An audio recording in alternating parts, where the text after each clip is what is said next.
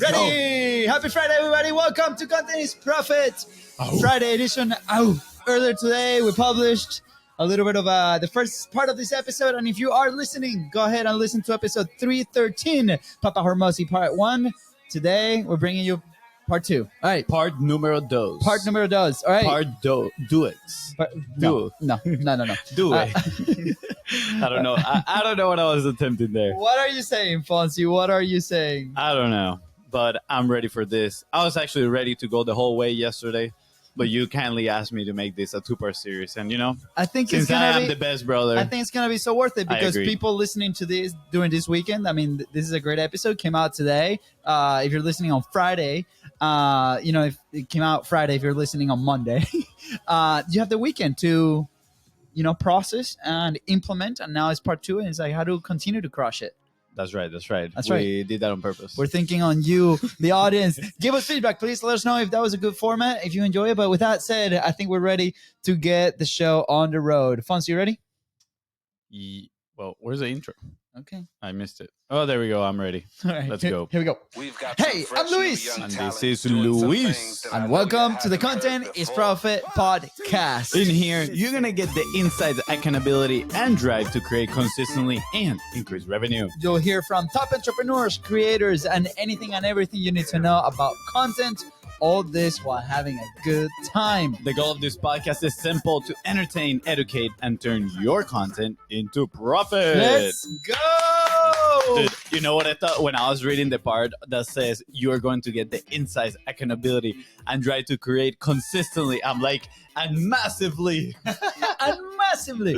We should probably add that in the intro. Anyways, huge shout out to everybody that has been coming into the show lately. We've been receiving some love over LinkedIn, Instagram. Thank you so much for reaching out to us and sharing that you are enjoying the show. And if you are not enjoying it, also let us know, because that way we can get better and make sure that the show is the best for you. Absolutely. I think people are liking and enjoying the short form episodes. I know. We're going to do more of these. We're going to lean into this. That's right. We're going to lean in. And anyways, so if you are enjoying it, go ahead and follow the show. Download every single episode. Even if you don't listen to them, just download them. It helps us out. But you better listen, because hopefully, this is our goal, to help you move your business forward and your content forward and your teams forward so you can do good in the world. That is right. And if you want to connect with us, make sure you follow us on Facebook and Instagram at BizBrosCo or Luis D. Camejo or Luis Camejo V. We got the same profile pictures, so it's pretty easy to spot Easy both of peasy. us. I'm the handsome one. Yeah, so quick recap. What did we talk about last episode? Last episode, we introduced Papa Hormozi. We have Uncle G, Papa Hormozi. We're looking So we're going to have the full-on content family. Full-on content family. But we talked about volume on content. Should you do low volume or high volume? This is pretty interesting, right? We talked about message over the production side of things, Yep. which there's a little debate in there. Not ours. We're convinced that, one of those is the solution. So go listen to episode 313 or last one on your feed. What else, Fons? Yeah, we talk about the new way being the Twitter way. Ooh, the Twitter which way. is pretty interesting, kind of like the process that Mr. Alex Hormozi uses to, capture his thoughts, and then what comes after to process all that and turn it into massive amount of content. That's right. We share a little bit of our process and how we change, how we're planning on changing it, and make sure that we can build that habit. Yeah. We also give a little tip in there that in case you don't use Twitter, how can you implement this in other platforms? That's right. And then we close out the last episode with virality simplified. That's where we started. Today. No. We talked about the shorts, white shorts. That's what it was. Yeah. That's what it was. We shared the little clip on Hormozi talking about Gary Vee, how he actually doesn't consume any of the short form content of Gary Vee, yet he still likes him, right? So the authority, the trust, right, that like and know factor is not relatable to whether you consume or not the content, but I think is more relatable to the fact that you're showing up consistently in front of people. That's right. And we talk a little bit about our own concept, which is art, authority, relevancy, and trust. So make sure you listen to the previous episode 313 so you can get all those nuggets. And today we're starting with the virality simplified, right? Frameworks. We're diving a little bit more into frameworks. And in this part, Hormozi actually talked about, hey, if I want to learn something, I'm going to go consume it from the best. So he went and consumed an episode of Biz Bros, right? Of content is profit. Definitely. Just like just the way you're doing. The $1 million shout out. So he actually went and listened to an episode of Mr. Beast, an interview that they did to him where he was talking, about his frameworks, his, well-known obsession for YouTube. Yeah. And one of the things that he said is that, hey, actually virality is pretty simple to kind of like crack on YouTube, right? There's two things that you need to keep in mind. Number one is click-through rate. So pretty much is the rate that people click through your thumbnail, right? Is your thumbnail making a lot of people click on it? That's going to tell YouTube, oh, your video is somewhat interesting. And then watch time. How long are people staying watching your video? The longer they stay watching your video, that's going to indicate YouTube that you have a good piece of content in there, and they're probably going to serve it and show it to more people. If people just drop quickly, guess what? They're not going to recommend it to anybody, because why would they recommend a bad piece of content that is potentially going to drive people away from their platform? So there is a framework from Mr. Beast on virality simplified, click-through rate, and watch time. And what happened is that then Hormozi started kind of transition to sharing what are his frameworks to have that virality within his pieces of content. So you want to go ahead and read the long form one, or you want me to go ahead?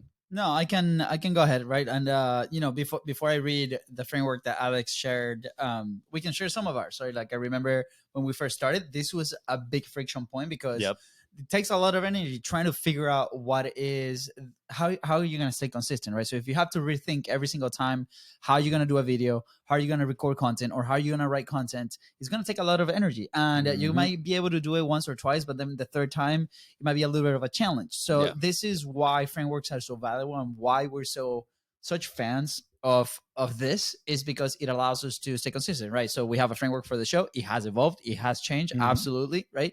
But the initial framework that we started with on Facebook Live, and when we did the 45 Live Challenge public, we had about 100 people in there. And it was awesome. This was the one thing that we shared with, like, people are like, what do I say, right? It's so hard to kind of think about what do I say.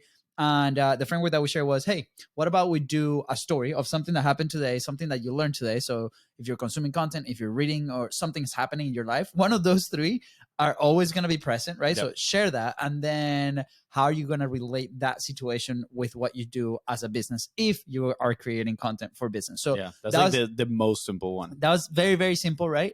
That's personally what allowed me to start being very consistent, and it helped a lot of people. And then from there, ideas are just going to start coming, and you got to have a system like the one that we shared in the last episode where you can document and move that. So I actually remember the first time that we heard about frameworks. Do you remember when it was? No, it was at the Funnel Hacking Live.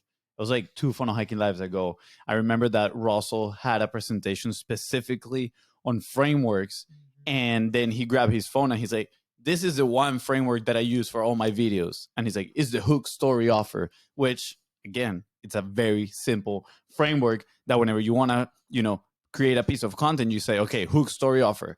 You have a topic in mind that you want to talk about. What is the hook that is potentially going to attract people, right? That click-through rate that are going to make them click and watch a video. What is the story that is going to hook people? A story that you can relate to the lesson, and then your call to action. Very, very simple. And like that, there's a lot of frameworks. And the last thing I want to say before you share that quickly is, and this is something on that I believe personally, the essence of that, I think, is copywriting. Like, if you want to learn about like frameworks that, get people to consume more and more, read about copywriting. And, it's so easy to come up with your own frameworks after that. Or at least you're going to know the principle behind it and how to apply it to your content. Yeah. I think one thing that helps big time is go execute on a simple framework, right? Don't overcomplicate it. And as you start executing consistently, right? Frequently, we talked about frequency in the last few episodes, you're going to start evolving that. So anyway, so the one that Alex shares, like for long form content, is starts with a hook or a question, right? Then he follows up with a story about that hook. Surprise. Then he shares the framework, and then he explains that framework. And then if he wants to make it a little bit longer, he goes and repeats. He shares a different story. He shares the framework, and then he explains as many times as possible. So yesterday I consumed one of their videos that showed in there. It was about data on how much he pays per month on those. And there is a clip, and then I found the same video on YouTube from the long form content that came, and this was the exact framework, right? So he shared stories, and he talked about 3 different things in the same video, and then those turn into those clips. Juicy. Surprise, surprise. I know. Fun fact: how much does he pay for his content per month? I know. Send us a message or keep listening. No, just share it. I'm like, what? No, just How share much? it. Well, he's paying $70,000 a month for his content and Layla's content, who's his wife that also creates content. Yeah. So And what was the comparison that he said that he makes after? that if he would pay for that exposure with paid media, he will be paying $2 million to get the reach. So organic is there, right? But he also shares that the lever, right, is how good you are at delivering this content and providing that value. So that quality of the message over quality of production. That's right. Quality of the message over quality of the production. So keep in mind, right, there's companies that we work with that if you ask them to spend $70,000 in an organic strategy, they might be a little weary as well. So again, this is trust in your message, in your thing. Like, what's the return on investment? There's a lot of conversation here that we can have on this topic alone. But again, you don't have to spend that. But at the end of the day, you can utilize that framework to continue to do that. I think they're putting about 100 and something 160 pieces of content per week every between single him week. and his wife. Yeah. And I have to look at our numbers on how many pieces of content are we doing a week, but it's probably around that topic today because we're in Operation Catch Up. But I think and we're not spending that, by the way. Different frameworks, right? Obviously. Yeah. I think, what I find interesting here that I think people need to get in their mind, especially when it comes to organic content, is getting in the mindset of the long-term game, right? A lot of times we just want things so quickly and, realize that with organic content, it is a journey. Like you're going to he shares in another video that he spent 6 years publishing his podcast before it took off, right? So keep that in mind. 6 years without missing a single time. It takes a lot of work. It takes time. Sure, you can potentially have one of your videos go viral and like change everything for you pretty quickly, but you don't control that virality at the end of the day. You control your frameworks, the quality of your message, you control your cadence, right? How often you can do it. So focus on the things you can control and play the long game. And now you're going to be setting yourself up for success. Yeah. I love how he continues and he shares a little bit of the short form format framework. And for us, for example, the podcast is the main piece of content that we create. And then from that, there's something that comes out and we're trying new things on the other side as well. But that's how we started M2M, right? Just, grab 5 or 6 ideas from every single episode that goes to our message. And then that's how we create. And for those thinking, what is M2M? What the heck are you talking about? I know the code. M2M actually stands for macro to micro. Easy peasy. Yep, and we're like, let's actually that's how we name create an acronym out of this. You got to put acronyms to everything. It just makes things more memorable. It sounds sexy, right? Consistency is art, authority, relevancy, trust, right? Okay. M2M. Let's share macro to micro. Like how cool does that sound? Let's share the short format framework. And for short format, these are shorts, reels, vertical versions, right? So starts with a hook or a question. Then there's a hammer or what he calls the humor side of it. So something funny, right? Kind of like a punchline, like a quick punchline in there. And then he shares an example and then he explains it, right? So something here that I like is TikToks are just tweets said in front of a camera, which I love, right? Because he does test his content as tweets, right? Which is some of the things that we need to start building based on the last episode. And then from there, it's like, okay, how do I actually deliver this in front of a camera, right? Especially because we have to we have to use these platforms as a leverage to make sure that we can continue to, get that exposure if that's what you're looking for. Absolutely. So something that just came to my mind is that conversation that we had with Glenn Lundy. You remember him? Mm-hmm. Super awesome guy. He has a morning show. He wakes up like 1 in the morning to do his morning show. But go check him out. Go look for the Context Profit episode with him. He's really good. It's like 8 kids. Yeah. I know. He literally has like 8 kids. Again, regardless, he's an awesome guy. He produces a lot of content. And I remember something that he tells. He's like, hey, if you find yourself without nothing to say, is because probably you stopped learning, right? And that is something that I see in Hormozi. Like, he is consistently learning. He is consistently thinking, not just consuming, but like thinking and processing his own thoughts and coming with his own conclusions.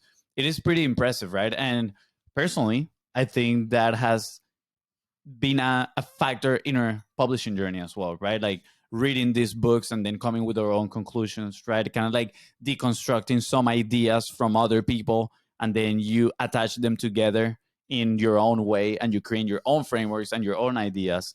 That really helps. So that's an invitation for you. If you're thinking, I don't have anything to say, well, are you learning new stuff, right? Are you sitting down and processing some of the information that you've consumed? Or are you having new experiences, right? Because you learn as well from new experiences. Let's say we go mountain biking. I'm sure we're going to have a pretty cool piece of content that we can create out of that, right? So just an invitation to think about that. Yeah, absolutely. I mean, one of the questions, right, when we talk to companies too, is okay, well, what if the CMO or the CEO don't want to be that person, right? There's different solutions that you can come up with. There's teams or people, host of whatever show it is, right? Like, or your content person, they have to constantly be learning about the market, about the messaging, about the things on your from the people that you serve, right? Yeah. What are the lessons? What are the things? How can we provide value every single time? So whether that's you as a CEO, whether that's you as a CMO, whether that's a director in there that's in charge of that content, that always needs to happen, right? And this content can manifest in different ways.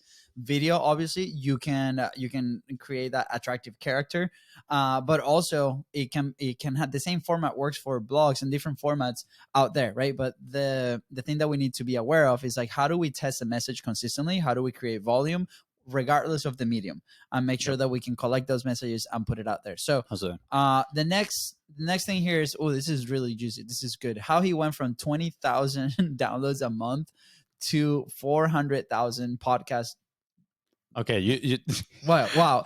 Yeah, I'm in shock. You got confused. No, you wrote it so wrong. How he went from $20,000. Okay, I'm gonna read it. You do it. Look, and I didn't write it. I'm gonna read it. I'm gonna read it right how it shows right there. He went from 20,000 per month. I did write it wrong. So it is. He went from 20,000 downloads per month to 400,000 downloads per month on podcast listeners. Say That's I'm sorry. what I meant. Say I'm sorry. Let's keep moving, guys. Apologize. No, never apologize. Apologize. Never. All right, guys. All right, Let's show this clip. Wow. Oh boy. All right, here we go.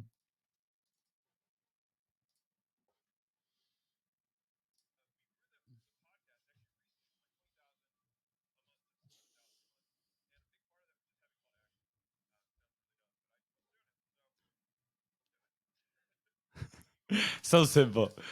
So simple. Hold on.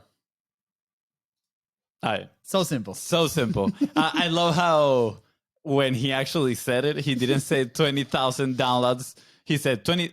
We grew from 20,000 to 400,000 downloads per month, and we were having such a hard time saying that thing. Yeah, clearly he knows his message better than we did. He knows his stuff, but you don't know how to write notes. That's the thing. I think that's pretty impressive.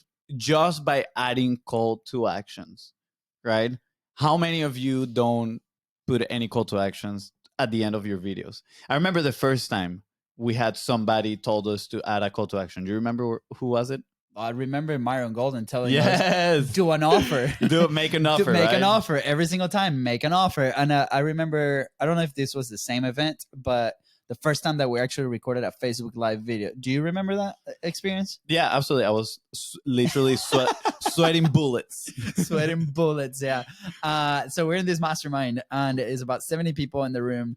And this person comes out and is like, you have to make more offers. Like, how do you make more money? You have to make more offers, right? Yep. You have to put your message out there. You have to ask more in every single time. And they're like, okay, well, guess what?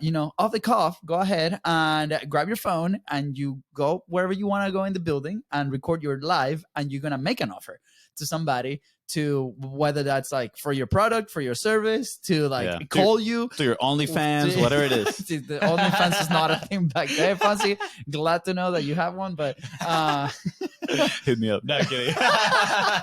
But anyway, so they we go out there, and I remember I was also petrified. That was like the first time I was gonna do it. I think I was able to do it a little bit faster than you, but Oh, still. I was petrified. Dude. I was walking around like, are these people watching me? And like everybody was on their phones recording, and I was They like, were all probably thinking the same thing. They're like, Yeah. "Oh my gosh!"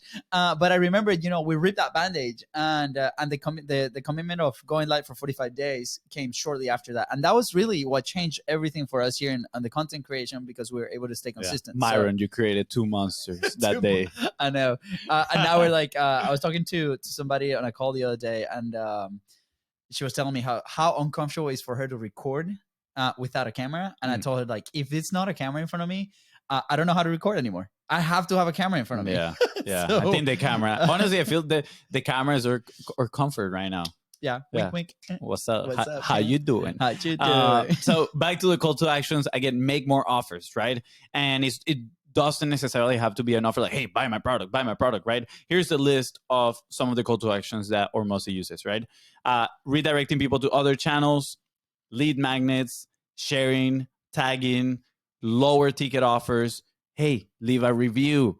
Client ask, sending questions, and his grand slam offer. And what he does with these is that he creates 2 to 3 different versions, right, pre-recorded of each one of these calls to action, and then he just injects them. He adds them to his content. He records a podcast. Cool. Let me put a pre-roll. Boom. One of the call to actions. Let me put a mid-roll. Another one of the call to actions. Yeah. Here's how I personally visualize it. I'm not technical at all on the video editing side of things, and this helped me really to also not only to produce it initially, but to then experiment and also to convey it to the team. So if you do have a team, this is how I recommend explaining it. Imagine Lego pieces, right? So But if you have a team first, you need to come to the Biz Bros, and we can explain it to you even better and to your team, and we would love to help you out. And if you understand what I'm doing here, I'm giving you a call to action. So take action. Give us a call. And if you don't have a team and you want to have a team, give us a call. Anyways, but imagine Lego pieces, right? So imagine you have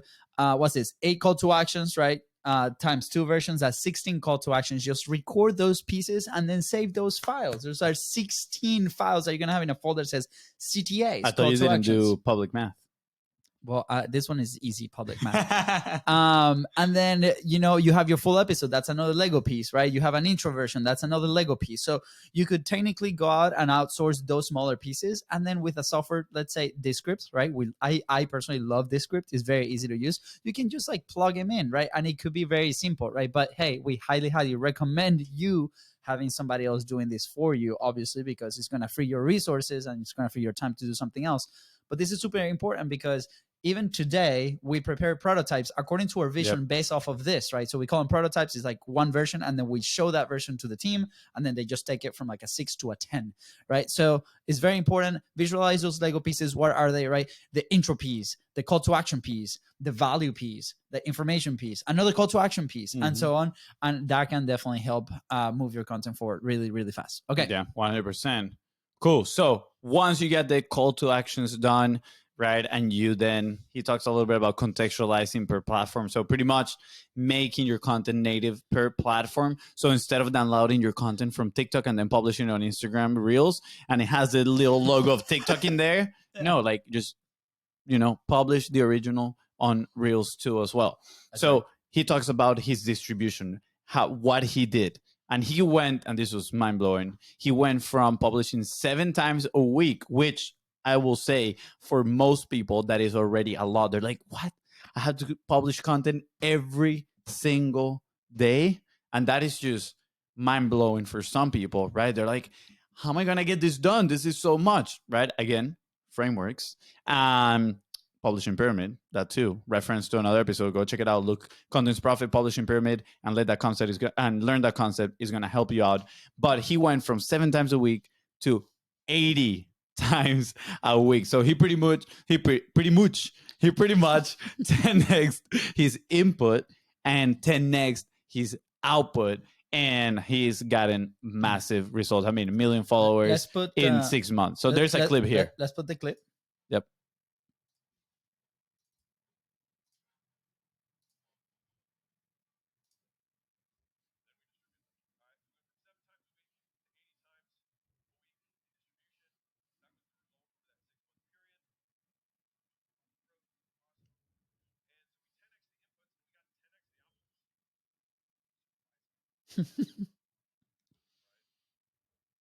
Surprising. Hold on.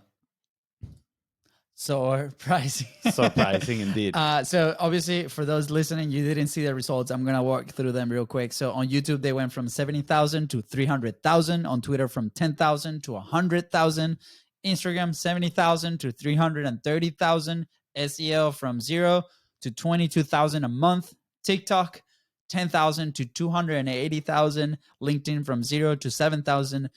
The book from 0 sold to 150,000 copies sold, and then the podcast from 20,000 a month to 150,000 a month. Yeah. Very impressive. He's already on Instagram. He's already on 480,000.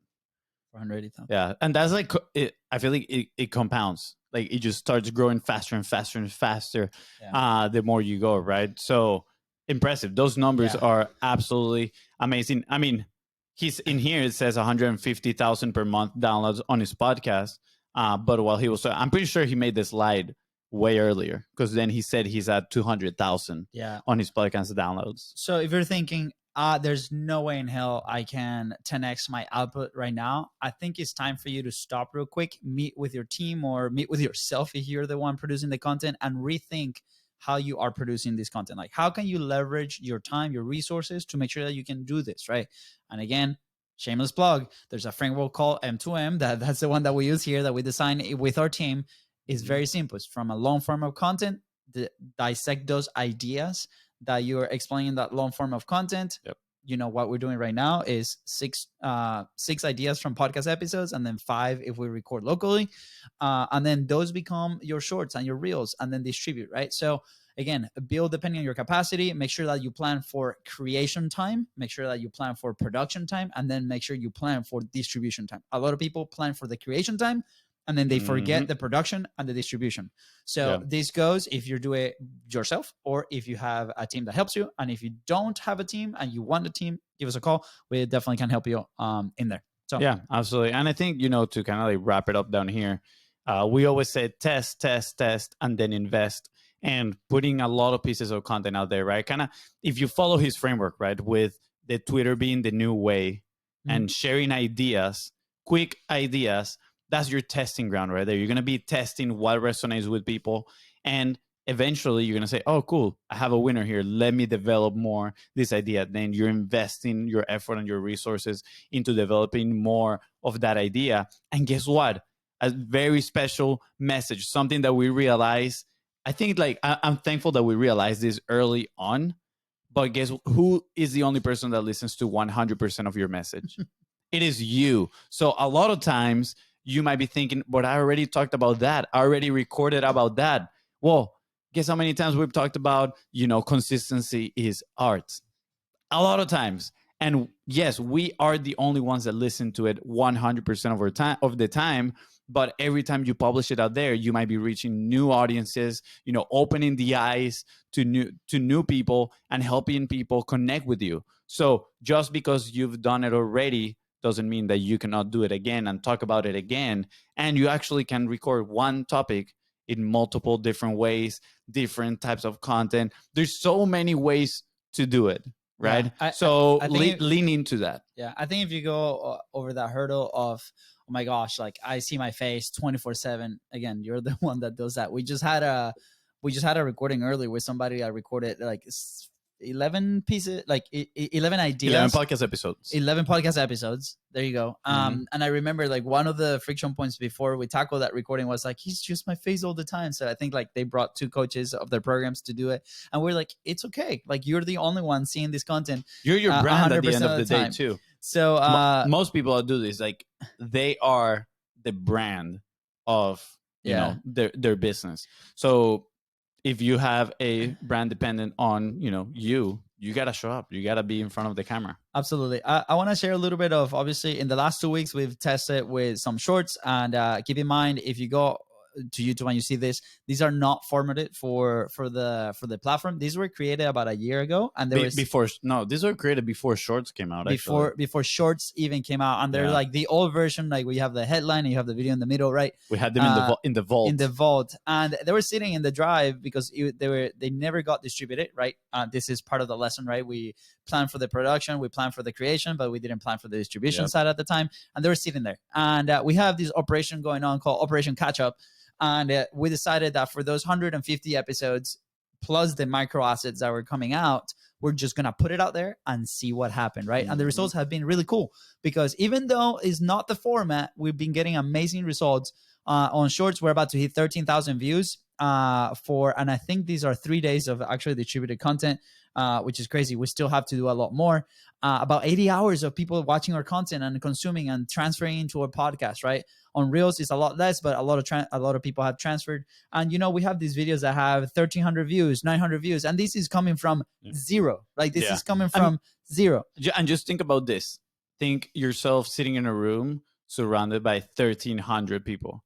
How scary would that be, right? Like, how intimidating would it be to be in front of those people and just like talking to them? That's the same thing. Yes, it might not be 100,000 views. It might not be a million views. But guess what? All those people that have those views, they started, with a lower number as well. And when you think about it, it's like, wow, I'm getting in front of 1,300 people. Maybe one of those, the message resonates and they might be interested. I can establish a conversation and then I can potentially help them, change whatever it is in their business and just help them improve. Yeah, this is super cool too, because we went from 30 subscribers that were like our friends in like a week or so to almost 100, right? Which is awesome, because these new people that are coming into our world that we can communicate, we provide value, we can get feedback from. We've been getting messages over LinkedIn, people that have discovered the show and really love it and share that message with us, right? So that's obviously very, very encouraging. So as you do this consistently, it's going to compound, right? So the idea of that, for example, I've been looking at TikTok too, is the same content that we're publishing there on TikTok. It doesn't grab traction as fast, but it's funny because as one video hits, everything else continues to be elevated. And we live this with Brian, one of the people that we work with. He just had a video that went viral, 6.5 million views. Yeah, and every other video out there, I think it was like they were in the single thousands, and now they're growing, and there's a few on 500,000, 200,000 views. It's so insane. Everything elevates, right? But again, if we don't create and we don't produce and we don't distribute, then that safety net content is never going to be there for when this happens. Then again, there's not going to be content for anybody to consume and to learn about you and to continue and to engage with you. So make sure that you set this up to be able to be consistent. Yeah, absolutely. Then you get every person now has to get in the mindset of just becoming a creator, right? And becoming a creator doesn't mean that you have to, again, create these highly produced videos on YouTube or short documentaries, whatever, right? But become a creator on the sense of like, cool, I'm going to share my message. I'm going to share, the lessons that I've learned or whatever I have to bring out to the world to help them out. And if you get in that mindset, it's just going to be way easier and putting less friction on yourself to create content. So that's the episode. I think before we head out, we're going to leave them with an affirmation so they can repeat in front of the mirror, looking at yourself, kind of like when you're looking at the camera, and you're going to tell yourself, I am a creator. I am a creator. Let's go. I am a creator. Let's go. And if you have a team, put them in the room together and be like, we are creators. We are creators. That's true. And if you don't have a team, give us a call. Okay. I think that's the episode. With that said, guys, thank you so much for tuning into the Content Profit Podcast. Go ahead and follow the show in your favorite podcasting channel and on social media at BizBrosCo. That is Ran. If today's episode helped you move one step closer towards your goal, please don't forget to hit that subscribe button and leave us an honest review so we can get better. Thank you. See ya. Bye, guys. All right.